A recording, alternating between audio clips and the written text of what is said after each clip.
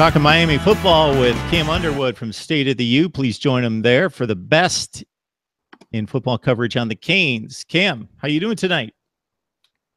Hey, I'm good, So wearing my little quarter zip here. I've been wearing this around South Florida through the rain recently and getting a lot of people coming up to me and excited to talk about Miami Hurricanes football in person, because we do have fans and people who root for the team in real life as well. So good to hop back on the video chat and be able to talk about it a little bit more. Yeah, definitely. So since Tuesday, the talk's been all about Malik Rosier.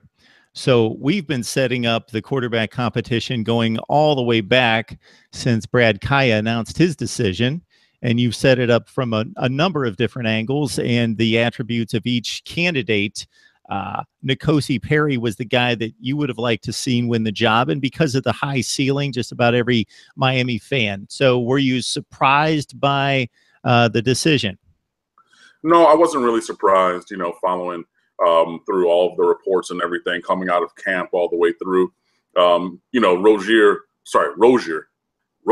I got to say it the right way, was at the front of the line all the way through drills. So, from the end of spring practice, when Richt did not announce that there was really a leader, but he kind of said that Rosier and Sheriffs were ahead, but there was no favorite at that time.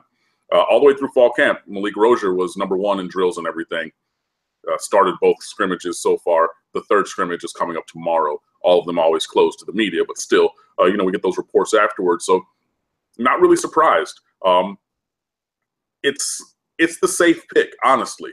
And there was a nice article on 247 Sports that was talking about how experience and maybe a little bit more safety was the thing that led to several quarterback decisions. You're talking about the kid over at Clemson, who was older than some of his competitors for that job, winning that job, Malik Rosier, and a couple other schools also. But the cover picture was Kelly Bryant is his name from Clemson and Malik Rosier from Miami. So, I just remember those names. And honestly, that's a big thing. You do see that some of the younger kids in some other places did win, but it's an interesting kind of dynamic when you have a true freshman like N'Kosi Perry in the battle. So not really surprised by it. And I'm fine with it.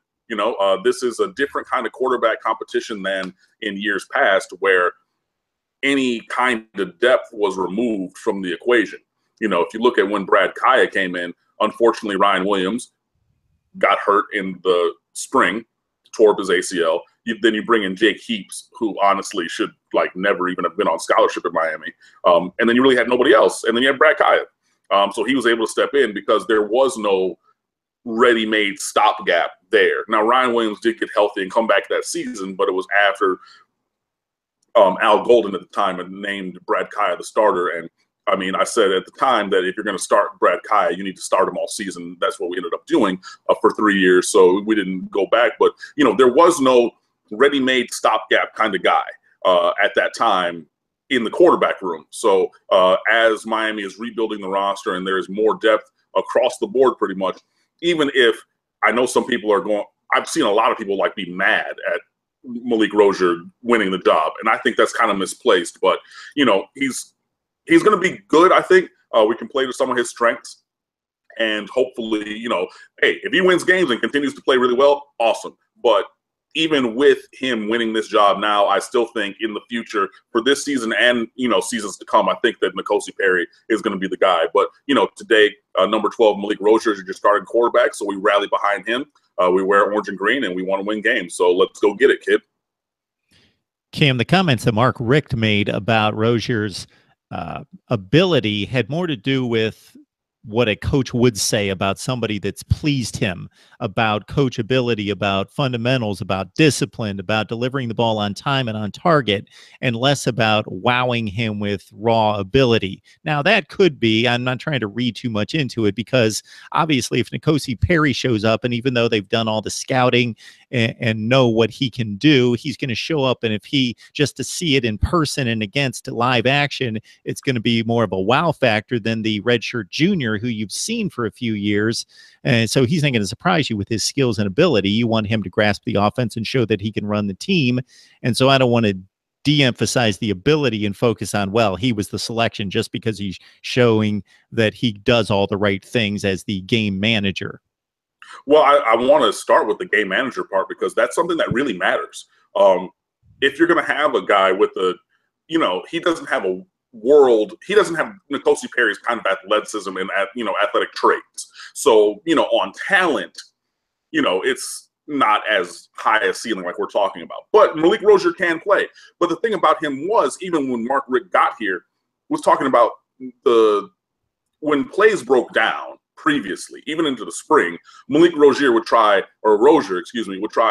to become Superman. So he would try to make, if any play broke down, he's trying to make a home run play, highlight play, be on Sports Center first page, boom, thing like that.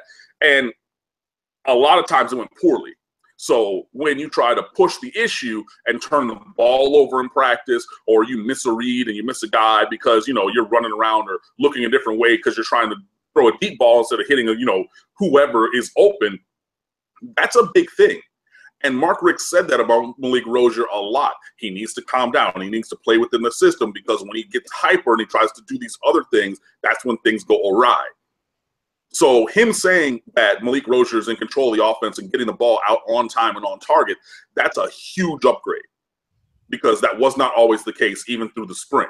So I get that the game manager tag can be a negative thing, but I think that's a positive development, honestly, for Malik Rosier.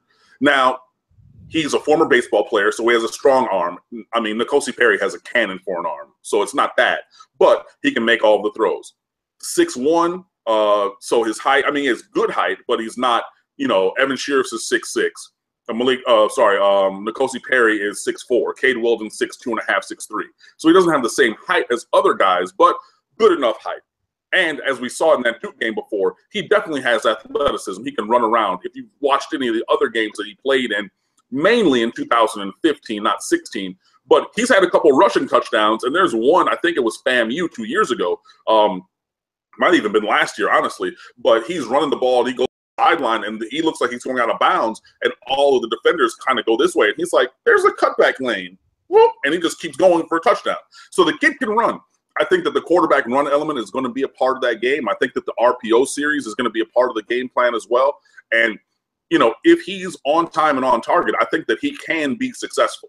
I don't think he's going to be a world beater. I don't think he's, the most athletically talented quarterback that we've had, but that's okay. Malik Rosier can be a good, player in this system.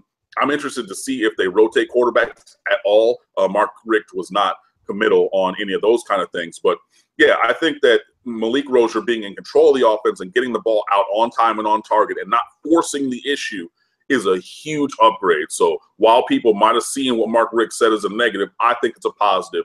And we have one of the best running backs in America where he can turn around and hand the ball to number 1 Mark Walton and a really good tight end in Christopher Herndon, and the best wide receiver in America in Amon Richards, and some freshmen who can fly, and improving offensive line. So we don't necessarily need Malik Rosier to come in and be Cam Newton, who had one of the greatest college football seasons in the history of college football. We don't need that from him.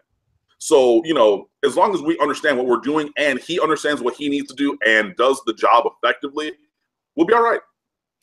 So when you look at the depth chart and the way it was announced, do you see that as almost an NFL approach to it, where if the stud doesn't win the job, we drop him to number 3 and we go with a reliable guy who's been on campus for the longer period of time? And in this case, it's Evan Sheriffs as the number 2 guy, and N'Kosi Perry wasn't going to win the backup job. Will knock him down to number 3, and that's the mindset. Yeah, kind of. But the other issue is with N'Kosi Perry being a true freshman, if you don't play him, then you can redshirt him and have him for 4 more subsequent years. So if he eventually is a rotation guy or comes in because he's wowing in practice, or, he ascends to the starting job, and, that's happened before. If you look at Kenny Hill when he was at Texas A&M, if you look at Deshaun Watson took over for Cole Stout when he was at Clemson. If you look at plenty of guys weren't the starter as a true freshman, even if they were early enrollees, and eventually they got on the field. If that happens with N'Kosi, cool. If it doesn't, get this red shirt, and then you have 4 more years with which to play here at Miami.